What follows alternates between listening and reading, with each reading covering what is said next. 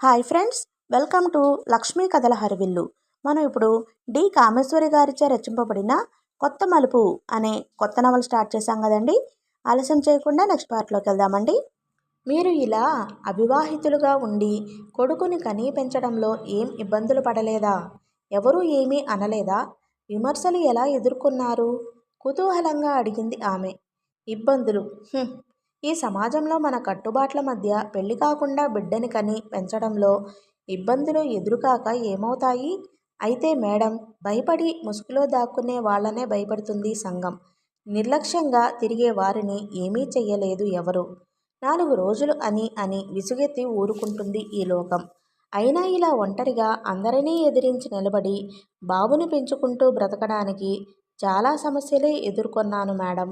అయితే నా అదృష్టం కొద్దీ నాకు సుమతి ఆంటీ, ఆవిడ చెల్లెలు డాక్టర్ వసుంధర గారి అండదండలు లభించి వారి ధైర్యం, ప్రోత్సాహంతో నా పని పరుచుకోగలిగాను. బాబు పుట్టిన 3 నెలలకి డాక్టర్ గారు ఆవిడ పరపతి ఉపయోగించి ఓ ఊర్లో గర్ల్స్ స్కూల్లో టీచర్గా వేయించారు. అన్నాళ్ళు ఆ ఇంటి మనిషిగా కలిసిపోయిన నన్ను ఆవిడ వదులుకోవడానికి ఇష్టపడకపోయినా నా భవిష్యత్తు ఆలోచించి కురుడయి ఇంకా ఆ ఊళ్ళో ఉంటే ఊళ్ళో వాళ్ళ ప్రశ్నలకి తట్టుకోలేమని ఆవిడ ఆలోచించి మరో ఊరిలో ఉద్యోగం వేయించారు. సుమిత్కి ఈ రోజు వరకు అతని తండ్రి ఎవరో నిజం చెప్పలేదా? అనుపమ అడిగింది మధ్యలో. తెలుసు. సుమిత్ దగ్గర ఎప్పుడూ నిజం దాచలేదు. వాడికి తండ్రి అంటే ఎవరో తెలిసి మొదటిసారి 5 ఏళ్లప్పుడు అడిగాడు. ఇరుగు పొరుగు పిల్లలు, స్కూల్ పిల్లలు అందరూ డాడీ, మా నాన్న అంటుండడం చాలాసార్లు విన్నాక వాడికో సందేహం వచ్చి అమ్మా, డాడీ అంటే ఎవరు అన్నాడు. స్కూల్లో చేర్పిన నెల రోజులకి. వాడలా ఎప్పుడో అడుగుతాడని, ఆ ప్రశ్న ఎప్పుడో ఎదుర్కోవాల్సి వస్తుందని ముందే ఊహించాను కనుక ఆ జవాబు ఆలోచించే పెట్టుకున్నాను. డాడీ అంటే మంచివాడు బాబూ అన్నాను. మరి సునీత, కిషోర్ అంటూ అందరింట్లో డాడీ ఉన్నారు. మన ఇంట్లో ఎందుకు లేరు అన్నాడు అమాయకంగా చూస్తూ. వాడి మొహం చూస్తుంటే మొదటిసారిగా వాడికి తండ్రి లేకపోవడం వాడికి ఎంతో లోటుగా ఉందో తెలిసి వచ్చింది. లేదు బాబూ, వాళ్ళ డాడీలు మంచివాళ్ళు కనుక వాళ్ళింట్లో ఉన్నారు. మీ డాడీ బ్యాడ్ అంచేత మన దగ్గర లేరు అన్నాను. అంతకంటే ఆ వయసులో ఏం చెప్పినా అర్థం కాదని. అలా తండ్రి మీద ఆనించి వాడి దృష్టి మరల్చాను. వాడు చురుకైనవాడు. ఏది చెప్పినా నిమిషంలో గ్రహించేవాడు. చదువులో క్లాస్ ఫస్ట్ వచ్చేవాడు. వాడి మీదే నా ఆశలు, కోరికలు అన్నీ. కనుక వాణ్ణి చదివించి గర్వంగా సురేష్ ముందు నిలబెట్టడమే నా ఏకైక లక్ష్యం. మేడం, ఈ జీవితంలో అన్నీ నష్టపోయాను. 20 ఏళ్లకే జీవితంలో అన్ని అనుభవాలు, అనుభూతులు పూర్తయిపోయాయి. గత 10 ఏళ్లుగా ఒంటరిగా పసివాణ్ణి పెట్టుకుని ఎలా రోజులు లెక్క పెట్టుకుంటూ గడిపానో మీకు తెలియదు మేడం. ఎన్ని రాత్రులు నిద్రపోకుండా భవిష్యత్తు గురించి బెంగపడేదాన్నో మీకు అర్థం కాదు. చేతులారా జీవితం నాశనం చేసుకోలేదు కదా అనిపించేది.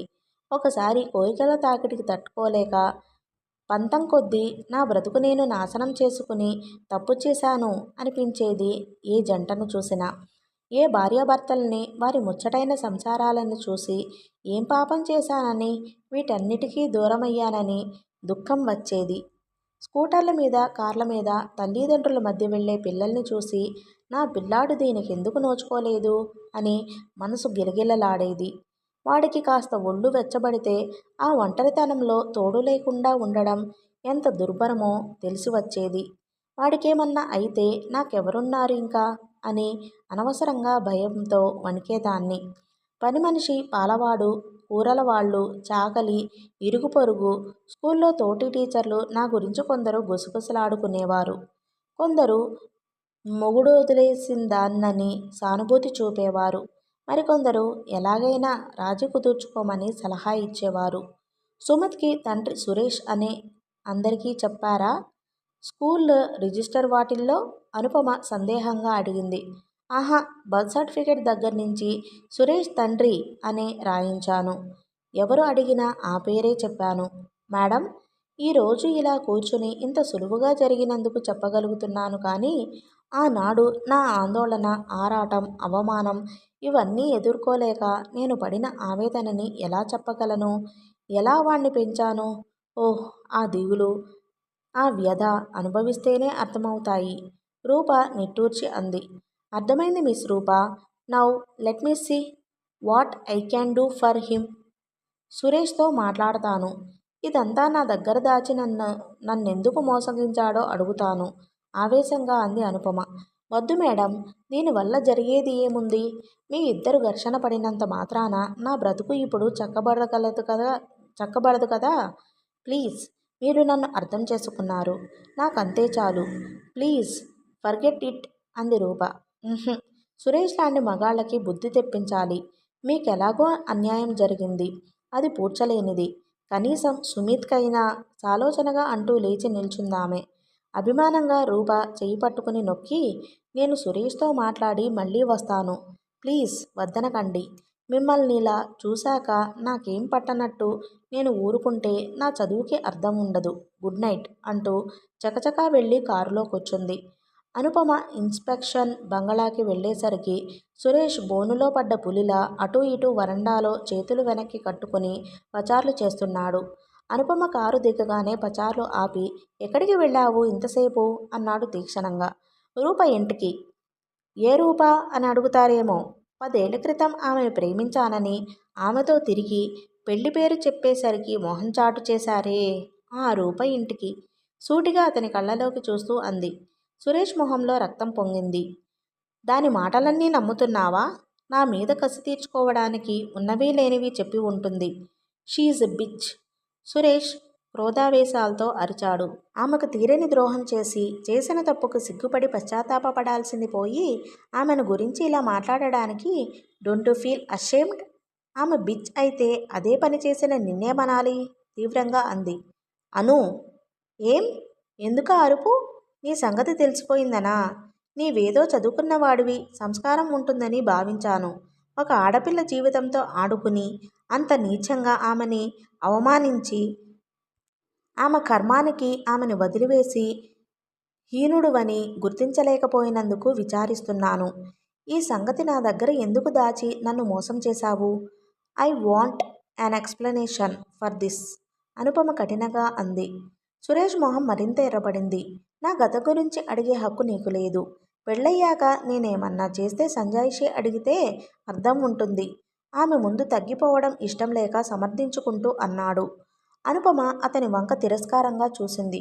ఓహో, నీవు మగాడివి కనుక పెళ్లికి ముందు ఎన్ని తిరుగుళ్ళు తిరిగినా పర్వాలేదన్నమాట. అదే నే చేసి ఉంటే నా గతం గురించి పట్టించుకోకుండా ఊరుకునేవాడివా? నా గతం అవసరం లేదనే సహృదయం ఉండేదా? పెళ్లికి ముందు పరిచయం ఉన్న ఏ పురుషుడితోనో, ఏ కాలేజీ స్నేహితుడితోనో, ఏ అన్నయ్య స్నేహితుడో పలకరిస్తేనే మొహం మార్చుకుంటారే మీ మగవాళ్ళు. కాస్త ఎవరితోనన్నా సరదాగా మాట్లాడితేనే వాళ్ళిద్దరి మధ్య ఏదో ఉందని అపోహపడి అనుమానాలతో కాల్చుకు తింటారే మీ మగవాళ్ళు. భార్య ఏ చిన్నప్పుడో తెలిసి తెలియని వయసులో ఎవరికన్నా మనసిచ్చి ఏ ప్రేమలేఖో రాస్తే అది కంటపడితే పెళ్ళాం శీలాన్ని అనుమానించి అవమానించి అతన్ని ఇంట్లోంచి తరిమి కొడతారే. అలాంటిది పెళ్లికి ముందు ఒక అమ్మాయితో తిరిగి ఆమెకు ఒక బిడ్డని కన్నా నా దగ్గర ఇది ఎందుకు దాచావు అని అడిగే హక్కు నాకు లేదా? నీ నీతి నియమాలతో నీ శీలంతో నాకు పని లేదనా నీ ఉద్దేశం? వివాహం చేసుకునే అమ్మాయి పవిత్రంగా ఉండాలని మీరు కోరుకుంటారే, అలాగే వివాహం చేసుకునే పురుషుడు పవిత్రంగా ఉండాలని మేము కోరకూడదా? మిస్టర్ సురేష్, ఈ పాతకాలపు కబుర్లు, ఈ దందనైతిక నీతి సూత్రాలు ఇంకా వల్లిస్తే సహించి ఊరుకునేంత దద్దమ్మలం కాం మేము. నన్ను వివాహం చేసుకునే ముందు నీవే నిజాయితీపరుడువైతే నిర్భయంగా నీవు చేసిన తప్పు ఒప్పుకునేవాడివి. ఫ్రాంక్గా మాట్లాడుకునేవాళ్ళం. నాకిష్టమైతే నిన్ను చేసుకునేదానిని. ఇలా నీ విషయం నా దగ్గర దాచి నన్ను మోసం ఎందుకు చేశావు? అనుపమ అంత ధైర్యంగా దబాయించగానే సురేష్ బెదిరాడు. మాటల కోసం తడుముకున్నాడు. అయితే ఏమంటావు ఇప్పుడు? అతను కరుకుగా అడిగాడు. నీతి నియమాలు, శీలం, పవిత్రత లేని భర్తతో కాపురం నేను చెయ్యలేను. నేను ఏదన్నా భరిస్తాను కానీ మోసాన్ని భరించలేను. నాకు కొన్ని నియమాలు ఉన్నాయి. నేను నిజాయితీగా ఉండడాన్ని నేను కోరతాను. ఇన్నాళ్ళు నీవెలాంటి వాడివో తెలియక నిన్ను పెళ్లి చేసుకుని కాపురం చేయడం నా వల్ల కాదు. అనుపమ ఇంత దూరం పెడుతుందని సురేష్ ఆశించలేదు. తిడుతుంది, అరుస్తుంది, కోపంతో మాటలు మానేస్తుంది, అలుగుతుంది. అదంతా తెలిసి అనుకున్నాడు కానీ కాపురం వదులుకుని పోయేటంత దూరం ఆలోచిస్తుందని అతను ఎదురు చూడలేదేమో. ఆ మాటలకి నివ్వెరపోయాడు.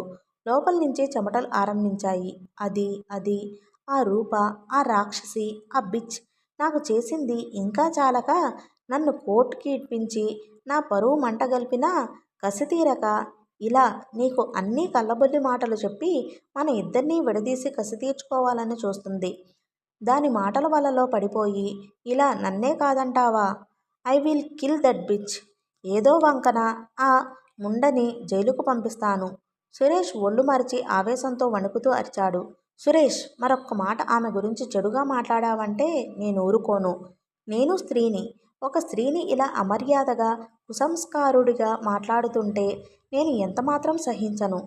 I will teach you a lesson, కర్కశంగా అంది అనుపమ. నీకేదో మందు పెట్టింది. దాని వలలో పడిపోయావు. ఇంతలా నిన్ను మార్చేసింది. అదెలాంటిదో నీకు తెలియదు. ముందు చెప్పకపోవడం తప్పే. ఇప్పుడు విను. విన్నాకే నీకే తెలుస్తుంది. అవసరం లేదు. అంతా ఆమె నోట విన్నాను. ఆమె చెప్పింది నిజమని నమ్మాను. అనవసరంగా కంఠశోషపడి మళ్ళీ చెప్పకు. ఇంకా మన ఇద్దరం కలిసి ఉండడం అసంభవం. నేను నీ నుంచి విడిపోతాను. కోర్టులో డైవర్స్కి అప్లై చేస్తాను, స్థిర నిశ్చయంగా అంది అనుపమ.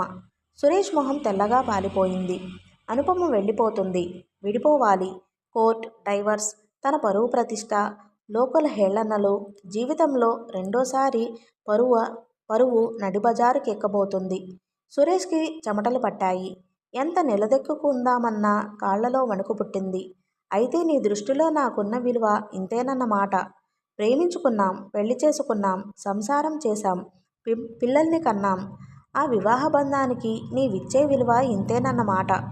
ఎప్పుడో జరిగిన దానికోసం దాని మాటలు నమ్మి విడిపోతాను అని బెదిరిస్తున్నావా? నీవు ఉద్యోగస్తురాలివి కదూ, ఆ గర్వం. అందుకే కదా అంత తెగింపు. నీవిలా బెదిరిస్తే నీ కాళ్ళు దాని కాళ్ళు పట్టుకుంటానని నీ ఉద్దేశం. వెళ్ళు వెళ్ళు. సంసారం వదులుకుని లేచిపోతే నష్టపోయేది ఆడదే. నాకేం పోయేది లేదు, మగాణ్ణి అహంకారంతో అన్నాడు. అనుపమ తిరస్కారంగా చూసింది. పెళ్లి మానుకునే రూప బ్రతకగలిగింది. కాపురం వదులుకుని నేను బ్రతకలేనంటావా? మగాణ్ణన్న అహంకారంతో ఇన్నాళ్ళు మీ జులుం సాగించావు. ఇప్పుడు ఈ కష్టనష్టాలని ఎదుర్కొనే మనస్థైర్యం ఆడవాళ్ళకి అబ్బుతుంది. నిజమే, నేను ఉద్యోగస్తురాలిని. నీతో సరిసమానంగా సంపాదిస్తున్నాను. నా బ్రతుకు నేను బ్రతకగలను. అందుకే వెడుతున్నాను. ఆడదానికి ఇన్నాళ్ళు ఆర్థిక స్వాతంత్రం లేకపోబట్టే ఆమెను గుప్పిట్లో బిగించి ఆటలాడారు. ఇప్పుడు ఇంకా మీ ఆటలు సాగవు. ఇన్ని మాటలు అనవసరం. రేపు ఉదయమే నేను ఊరికెడుతున్నాను. ఇంకా ఏదన్నా మాట్లాడాలని ఉంటే కోర్టులో మాట్లాడుకుందాం. Good night. అనుపమ విసురుగా లోపలికి గదిలోకి వెళ్ళిపోయింది. సురేష్ స్థానంలా నిలబడిపోయాడు. ఇదేదో హాస్యం కాదు, అనుపమ సీరియస్గా మాట్లాడింది అని అతనికి అర్థమైంది. అతనేం చెయ్యాలో తోచనట్టు నిర్జీవంగా కుర్చీలో కూలబడ్డాడు. అనుపమతో రాజీ మినహా మరో దారి లేదన్నది అతనికి అర్థమైంది. తన హోదా, పరువు, గౌరవం నిలుపుకోవాలంటే అనుపమని నిలుపుకోవాలి. లేదంటే మరోసారి తన బ్రతుకు నవ్వుల పాలవుతుంది. అనుపమతో సారీ, గతంలో జరిగింది పొరపాటే. నీతో ఎలా చెప్పగలను? అంచేత చెప్పలేకపోయాను. క్షమించు అనాలి. ఎలా అనడం? మగ అహం అడ్డు వచ్చింది. మరో అరగంటకి మగ అహాన్ని అవతలికి నెట్టి నిస్సహాయంగా లేచి గదిలోకి వెళ్ళాడు. అనుపమ పక్కమీద కూర్చుని 5 ఏళ్ల కూతురికి ఏదో కథల పుస్తకం చూసి చెబుతోంది. అను, సారీ అను, జరిగింది మర్చిపో. I am really sorry for the pass. చెప్పి నిన్ను వదులుకోలేక నీ నుంచి దాచాను. ప్లీజ్ మర్చిపో. నా కోసం కాకపోయినా మన నిరూ కోసం. అందరికంటే ఎక్కువగా నిరూకి మన ఇద్దరి ఆసరా కావాలి. అది నీకు తెలుసు. సారీ చెప్పానుగా, ఇంక నన్ను క్షమించు అన్నాడు మంచం మీద కూర్చొని అనుపమ వంక చూసి. ఆమె అతని కళ్ళలోకి చూసింది. క్షమాపణ చెప్పవలసింది ముందు రూపకి, ఆ తరువాత నాకు. ముందు వెళ్ళి ఆమెకు చేసిన అన్యాయానికి క్షమాపణ చెప్పండి. ఆమె మిమ్మల్ని క్షమిస్తే నేను క్షమించగలను అనుపమ అంది. సురేష్ మొహంలో మళ్ళీ ఆవేశం ఉబికింది. ఇంపాసిబుల్. దానికి నేను క్షమాపణ చెప్పడమా? నీవు నా భార్యవి. నిజం దాచి నిన్ను వివాహం ఆడాను కనుక నీకు సంజాయిషీ ఇస్తున్నాను. దానికి నేనెందుకు చెప్పాలి? She is nobody to me. నాకంత అవమానం చేసిన దాన్ని ఈ జన్మలో క్షమించను. అను, నీ దగ్గర సారీ అనడానికి నేను సిగ్గుపడను. ఒకసారి కాదు, 100 సార్లు చెబుతా. కానీ రూపకి మాత్రం చచ్చినా చెప్పను అన్నాడు నిష్కర్షగా. అయితే సరే, మీ అహం దాచుకోండి, నన్ను వదులుకోండి అంటూ మళ్ళీ కూతురితో మాటలు మొదలుపెట్టింది. 2 నిమిషాలు చూసి పొంగే ఆవేశాన్ని అదుపులో పెట్టుకుంటూ, నీ ఉద్దేశం ఏమిటసలు? రూప దగ్గరికి నన్ను పంపి ఆమెకి క్షమాపణలు చెప్పించి కించపరిచి అవమానపరిస్తే నీ కోపం చల్లారుతుందా? నీ కసి అప్పటికి తీరుతుందా? కసి కాదు, అది మీ కనీస ధర్మం. ఆమెకు జరిగిన అన్యాయానికి మానవత్వం ఉన్న ఎవరన్నా చేసిన తప్పుకి పాపానికి ఆమెకి క్షమాపణ చెప్పి ఆ పాపం కడుక్కోవాలి. చూడండి, దేవుడు ఎప్పుడో ఎక్కడో శిక్షించడు. మనం చేసిన పనులకి ఈ జన్మలోనే అనుభవించాలి. ఇదిగో, మీరు రూపకి చేసిన ద్రోహానికి, ఆమె బిడ్డకి జరిగిన అన్యాయానికి శిక్షగా నిరూ రూపంలో భగవంతుడు మిమ్మల్ని శిక్షించాడు. ఈ అవిటి పిల్లనిచ్చి జన్మంతా ఏడవమని శిక్షించాడు. మీరు చేసిన తప్పు నా బిడ్డని బలికొంది. ఇంకా మీరు రూపని క్షమాపణ అడగడానికి సిగ్గుపడతారా? అనుపమ కంఠం రుద్ధమైంది. సురేష్ మొహం వివర్ణమైంది. నిరూ వంక చూస్తుంటే అతని మనసంతా కలిచివేసింది. నిజమా? ఇది రూపకి ద్రోహం చేసినందుకు, ఆమె బిడ్డకి అన్యాయం చేసినందుకు దేవుడు తన బిడ్డనిలా అవిటిదాన్ని చేసి తనను శిక్షించాడా? తన పాపం నిరూని బలికొందా? సురేష్ అనుపమలకి వివాహమయ్యాక ఆలస్యంగా 3 ఏళ్ల తరువాత కాన్పు వచ్చింది అనుపమకి. బిడ్డ పుట్టిన సంతోషం 3 క్షణాలు నిలవలేదు. ఆ పిల్ల పుట్టడమే నడుం దగ్గర ఓపెన్ వూండ్తో పుట్టింది. డాక్టర్లు చూడగానే చెప్పేశారు, ఈ పిల్లకి నడుం కింద భాగంకి నరాలు వెళ్ళలేదు. ఆ నరాలన్నీ ఉండచుట్టుకుని నడుం దగ్గర ఉండగా ఉండిపోయాయి. అంచేత నడుం కింద భాగం పనిచెయ్యదు. స్పర్శా జ్ఞానం ఉండదు. జన్మంతా అలా అవిటిదాని మాదిరిగానే ఉండాలి. ఏ డాక్టర్ చేయగలిగింది ఏమీ లేదు. ఈ బిడ్డ ఎంత త్వరగా చనిపోతే అంత అదృష్టవంతులవుతారు అన్నారు. అనుపమ ఆ మాటలు విని తెలివి తప్పింది. సురేష్ అవస్థ వర్ణనాతీతం. బిడ్డ బ్రతికి బాగుండాలని ఏ తల్లిదండ్రులైనా కోరడం సహజం. దానికి విరుద్ధంగా అనుపమ, సురేష్ అటు ఇటు అందరూ ఆ బిడ్డ బ్రతికితే ఆ బిడ్డకి నరకం, కన్నతల్లికి నరకం, ఆ బిడ్డ పోతే చాలన్నట్లుగా దేవుణ్ణి ప్రార్థించారు. మీరు చేసిన పాపం అనుభవించాలి అన్నట్లుగా ఆ బిడ్డ బ్రతుకుతూనే ఉంది. ఎన్నెన్ని మందులు, డాక్టర్లు, ఎన్ని పూజలు, ముడుపులు ఏం చేసినా ఆ బిడ్డ బతుకంతే. కాళ్ళు లేక నడవలేక జీవితం అంతా అలా అవిటిదానిలా బ్రతకవలసిన కూతుర్ని చూసి అనుపమ, సురేష్ జీవితంలో ఆనందమే లోపించింది. ఆ ఇంట నవ్వులే కరువయ్యాయి. బిడ్డ పెరుగుతున్న కొద్దీ మిగతా పిల్లలతో పోల్చుకునే ఆ తల్లిదండ్రులు పడే బాధ వర్ణనాతీతం. దానికి తగ్గట్టు తరువాత 5 ఏళ్లైనా మరో కాన్పు రాలేదు అనుపమకి. మరో బిడ్డైనా ఉంటే కాస్త దుఃఖం తగ్గేదేమో. అది లేకపోవడంతో వారి జీవితంలో సారం చచ్చిపోయింది. ప్రేమించి పెళ్లి చేసుకున్న ఆనందం 3 నాళ్ల ముచ్చటైంది. అనుపమ మాటలు వినగానే మానిన గాయం రేగినట్లయింది సురేష్కి. అతని మొహంలో బాధ చూసి, సురేష్ ప్లీజ్, ఆమె దగ్గరికి వెళ్ళు. ఒక్కసారి క్షమాపణ కోరు. నీ కన్నబిడ్డని చూసుకో. ఆ బాబే నీ పెద్ద కొడుకు అనుకో. రూపకు జరిగిన అన్యాయం సరిదిద్దలేనిది. కానీ సుమిత్కి అన్యాయం జరగకుండా చూడడం నీ విధి. ఆ బిడ్డకి తండ్రి ప్రేమ కొంతైనా దక్కని. కన్నందుకు తండ్రిగా నీ చేతనైంది చెయ్యి. మనకి వాడు మగబిడ్డ అనుకో. నీ మొదటి బిడ్డవాడు. నాకు ఇంకా పిల్లలు పుట్టినా వాడే నీకు పెద్ద కొడుకు. మన పిల్లలతో పాటు ఆ పిల్లాడికి ఆస్తి హక్కు ఇవ్వు. నీ కనీస బాధ్యత అది. ఈ విధంగా చేస్తే ఆ దేవుడు నిన్ను క్షమించవచ్చు. మనకు ఓ బిడ్డ పుట్టవచ్చు. మన ఈ దిగులు, దుఃఖం కాస్తైనా తీరవచ్చు. వెళ్ళు సురేష్, వెళ్ళు ప్లీజ్. నిన్ను అభ్యర్థిస్తున్నాను. అనుపమ చేతులు జోడించి గద్గదికంగా అంది. సురేష్ ఇక ఆపుకోలేకపోయాడు. ఆమె భుజానికి తల ఆంచి చంటిపిల్లాడిలా ఏడ్చేశాడు. రాత్రి 9 గంటల వేళ కారులో వచ్చిన సురేష్, అనుపమ, నిరూని చూసి ఆశ్చర్యపడింది రూప. అనుపమ సురేష్ని మందలించి క్షమాపణ చెప్పించడానికి తీసుకువచ్చి ఉండవచ్చు అనుకుంది రూప.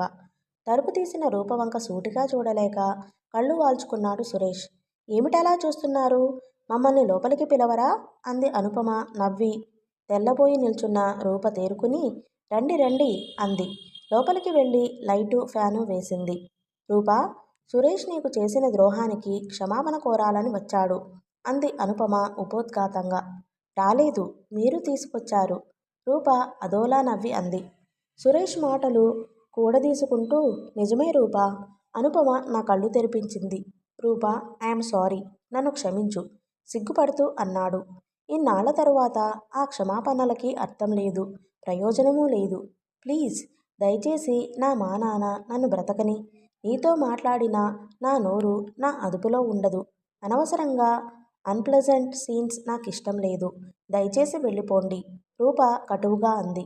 సురేష్ ఇబ్బందిగా అనుపమ వంక చూశాడు. అనుపమ సురేష్ వంక ఆమెని సమాధానపరచడం నీ వంతు అన్నట్లు చూసింది. రూపా, నేను చేసింది తప్పే. తెలిసి తెలియని వయసులో వ్యామోహాన్ని ప్రేమ అనుకుని నీతో ఆటలాడాను. బాధ్యత మీద వేసుకుని శక్తి లేక నిన్ను వదుల్చుకోవాలని అవమానించాను. దానికి నీవు తగిన ప్రతీకారం చేశావు. ఇద్దరం తప్పు చేశాం. కానీ శిక్ష నేను అనుభవిస్తున్నాను. జీవితంలో 20 ఏళ్లకే అన్ని అనుభవాలు కోల్పోయి మోడులా బ్రతుకుతున్నాను. నీకేం నిక్షేపంలా బ్రతుకుతున్నావు. మరో అందమైన యువతిని పెళ్లాడావు. ఉద్యోగం, వ్యాపారం, గౌరవం, పరపతి, సంసారం, పిల్లలు, ఇన్నిటి మధ్య హాయిగా ఉన్నావు పెద్ద మనిషిలా. నేను అవహేళనలు, తిరస్కారాలు, అవమానాలు, బాధ్యత నెత్తిన వేసుకుని ఒంటరి జీవితంలో పోరాడుతున్నాను. ఇప్పుడు చెప్పు, నీ కారణంగా ఇంత నష్టపోయిన నేను నిన్ను ఎలా క్షమించాలో, అసలు ఎవరైనా క్షమించగలరేమో చెప్పు. నేను మామూలు మనిషిని, అందులో ఒక ఆడదాన్ని. అంత ఔదార్యం, క్షమా చూపడానికి నేనేం దేవతని కాను కటువుగా చూస్తూ అంది.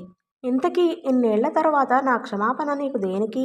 నేను క్షమించకపోతే నీకు జరిగే నష్టం ఏమిటి? వ్యంగ్యంగా అంది రూప. నాకు చేసిన అన్యాయానికి దేవుడే అంటూ ఉంటే నిన్ను క్షమించి ఉండేవాడు. ఆ దేవుడే నిన్ను క్షమించి నీకు అన్ని సుఖాలు అందించి సుఖంగా ఉండమన్నప్పుడు ఇంకా నా క్షమాపణ దేనికి? కాదు రూప, ఆ దేవుడు నన్ను క్షమించలేదు. నీకు నీ బిడ్డకు నేను చేసిన అన్యాయానికి ఇదిగో చూడు, నా కూతుర్ని అవిటిదాన్ని చేసి జన్మంతా ఏడవమని నన్ను శిక్షించాడు నీరుని చూపుతూ అన్నాడు. రూప ఆశ్చర్యంగా నీరు వంక చూసింది. ఏమిటి? ఏమిటైంది? ఎందుకలా? అనుపమని చూస్తూ ఆమెకు తెలియకుండానే అడిగింది. అనుపమ క్లుప్తంగా సంగతి వివరించింది. రూప సానుభూతిగా చూసింది. రూప, ఇన్నాళ్ళు నీ మీద కోపంతో, కసితో నీవు నన్ను కోర్టుకెక్కించి అవమానపరిచావని నిన్ను అసహ్యించుకుని కసిపించుకున్నాను. కానీ అనుపమ, ఆమె మూలంగా నా తప్పు తెలుసుకున్నాను. నన్ను క్షమించు. నీవు నన్ను క్షమించకపోతే ఆమె నన్ను క్షమించదు. మా నీరు కోసమైనా మేమిద్దరం కలిసి ఉండాలి. అసహాయురాలైన మా బిడ్డకి తల్లి తండ్రి ప్రేమ కావాలి. సురేష్ కంఠం పట్టుకుంది. రూపలో ఏదో గాయం రేగింది. చురుకుగా చూసింది. సురేష్, నా బిడ్డ తండ్రి ప్రేమకు నోచుకోకుండా 10 ఏళ్ల నుంచి బ్రతుకుతున్నాడు అంది. సురేష్ మొహం మ్లానమైంది. ఈనాడు అనుపమ నిన్ను క్షమించదని, ఆమె ఈ కారణంగా ఇల్లు విడిచి వెళ్ళిపోతే నీ పరువు ప్రతిష్ట మంటగలుస్తాయని ఆమె కోసం క్షమాపణ అడుగుతున్నావు కటువుగా అంది. రూపా, అనుపమ కల్పించుకుంటూ జరిగిపోయినది తిరిగి తేలేం. తప్పులు చేయడం మానవ లక్షణం. తప్పు ఒప్పుకొని పశ్చాత్తాపపడే వాళ్ళని క్షమించడంలో మానవత్వం కనిపించాలి. నీ బాధ, ఆవేదన అర్థమైంది. నీకు అతనేం చేయలేకపోయినా నీ బిడ్డకి చేతనైంది చెయ్యాలనే ఇప్పుడు వచ్చాం అనుపమ సౌమ్యంగా అంది. రూపా, సుమిత్ నా బిడ్డ. వాడు నా మొదటి బిడ్డ. ఈ రోజు నుంచి వాడి బరువు బాధ్యత నీతో పాటు నేను పంచుకుంటాను. నా నీరుకి వాడు అన్నయ్య. నాకింక ఎంతమంది పుట్టినా వాడు నా మొదటి బిడ్డ. వాడికి నా ఆస్తిపాస్తులలో ఒక భాగం ఉంది. నీ దయాధర్మాలు వాడికి అవసరం లేదు. మీరు జాలిపడి ఇచ్చే దానాలు వాడికి అవసరం లేదు. నా బిడ్డని నేను పెంచుకోగలను. గాయపడిన మనసుతో తీవ్రంగా అంది రూప. దయాధర్మం కాదు, అది వాడి హక్కు. తండ్రి ఆస్తికి హక్కుదారుడు వాడు. వాడికి సంక్రమించాల్సింది దానం చేసే హక్కు నాకేం లేదు. అది వాడి హక్కు. రూప, నీ కోపం నాకర్థమైంది. నా మీద కోపంతో వాడి హక్కుని కాదనకు. రూపా, సుమిత్ని చూస్తే నాకు చాలా గర్వంగా, ఆనందంగా ఉంది. నీ పెంపకంలో వాణ్ణి చక్కగా తీర్చిదిద్దావు. నీలాంటి తల్లి అండన వాడు సంస్కారవంతుడిగా పెరుగుతాడు. వాడు నీ పేరుతో పాటు నా పేరు నిలిపే అవకాశం నాకియ్యమని అభ్యర్థిస్తున్నాను. నిన్ను నేను నా జీవితంలోకి ఆహ్వానించలేను కానీ సుమిత్ని సంతోషంగా ఆదరిస్తాను. వాడికేం అవసరమైనా వాడు తండ్రి ఉన్నాడన్నది నీవు గుర్తుంచుకో. సురేష్ ఎమోషనల్గా చెమర్చిన కళ్ళతో రూపని అభ్యర్థిస్తూ అన్నాడు. రూప విచలిత అయ్యింది. హఠాత్తుగా ఆమెకు దుఃఖం ముంచుకు వచ్చింది. అన్నాళ్ళు ఒంటరిగా ధైర్యంగా పోరాడిన రూప ఆ క్షణంలో బేల అయిపోయింది. ఏడ్చింది. చటుక్కున అనుపమ ఆమె భుజం చుట్టూ చెయ్యి వేసి దగ్గరికి లాక్కుంది. నో రూప, ఏడవద్దు. నీలాంటి స్త్రీ ఏడవకూడదు. ఇన్నాళ్ళు ఒంటరిగా అన్నిటికీ ఎదురు నిలిచావు. ఈ రోజు నీకు అండగా మేమున్నాం ఓదార్చింది అనుపమ. నా సుమిత్ తప్ప నాకెవరూ ఈ లోకంలో ఎవరు? ఈనాడు తండ్రినంటూ సురేష్ వచ్చి వాడి ప్రేమ అభిమానం పొంది వాణ్ణి నాకు దూరం చేస్తారా? నో, వాడి ప్రేమ నాకు తప్ప మరొకరికి దక్కకూడదు. రూప అక్కసుగా అంది. No Rupa, this is bad. Suresh మీద కోపంతో అలా ఆలోచిస్తున్నావు. అది సరికాదు. బిడ్డకి తల్లి తండ్రి ఇద్దరి ప్రేమ కావాలి. సురేష్ నీ భర్త అయితే ఇలా ఆలోచించేదానివా? నో, అలా లీన్గా ఆలోచించకు. నీ బిడ్డ నీకే ఉంటాడు. వాడి ప్రేమ అభిమానం ఎలాగూ నీకే ఉంటాయి. సురేష్ని తండ్రిగా అంగీకరింపచెయ్యి, అంతే చాలు. అప్పుడప్పుడు సురేష్ వచ్చి వాడి మంచి చెడ్డలు చూస్తాడు. ఎప్పుడైనా సెలవుల్లో వాడిని 2 రోజులు తండ్రి దగ్గరికి పంపుతూ ఉండు. లోకానికి సురేష్ తండ్రి అని నిర్భయంగా చెప్పు అనుపమ అన్వయిస్తూ అంది. రూపా, సుమిత్ని పిలువొకసారి. ఒకసారి సరిగ్గా చూడనియ్యి నన్ను, ప్లీజ్ అన్నాడు సురేష్ ప్రాధాయపూర్వకంగా. పక్క గదిలో సంభాషణంతా వింటున్న సుమిత్ని అనుపమ లోపలికెళ్ళి భుజం చుట్టూ చెయ్యి వేసి ఆప్యాయంగా తీసుకొచ్చింది. సుమిత్, ఇన్నాళ్ళు మీ డాడీ ఎవరైనా అడిగావట కదా? ఈయనే మీ డాడీ అంది. సుమిత్ సూటిగా తండ్రి వంక చూశాడు. తరువాత రూప వంక చూశాడు. సురేష్ 2 అడుగులు ముందుకేసి సుమిత్ చెయ్యి పట్టుకుని, hello Sumit, don't you forgive your dad అన్నాడు. సుమిత్ ఆ మాటలకి మెత్తబడిపోయాడు. తల్లి వంక ప్రశ్నార్థకంగా చూశాడు. రూప తల ఆడించింది. ఆల్ రైట్ డాడీ, మమ్మీ క్షమించింది కనుక ఐ ఆల్సో ఫర్గివ్ యూ అన్నాడు హుందాగా. దెన్ కాల్ మీ డాడీ అన్నాడు సురేష్ సంతోషంగా. డాడీ, సిగ్గుపడుతున్నట్లన్నాడు నెమ్మదిగా Sumit. Sumit my boy, I am very happy about you. I am proud of you. సుమిత్ని దగ్గరకు తీసుకుని నుదురు మీద ముద్దు పెట్టుకున్నాడు సురేష్. అతని కళ్ళలో తడి. అనుపమ కళ్ళు చెమర్చాయి. రూప విచలిత అయి చూస్తుంది. Sumit, she is your sister Nirupama. Bad luck, she cannot walk. Will you play with her? Will you help her when she is in need of help అంది అనుపమ సుమిత్ చెయ్యి పట్టుకుని నిరు దగ్గరకు తీసుకువెళ్ళి. Of course aunty, I will play with her. నా ఆట సామాన్లన్నీ ఇచ్చి తనని ఆడిస్తానాంటీ అన్నాడు సంతోషంగా నీరు దగ్గర కూర్చుంటూ. నీరు, సుమిత్ని అన్నా అని పిలు అన్నాడు సురేష్. నీరు సిగ్గుగా తల ఆడించింది.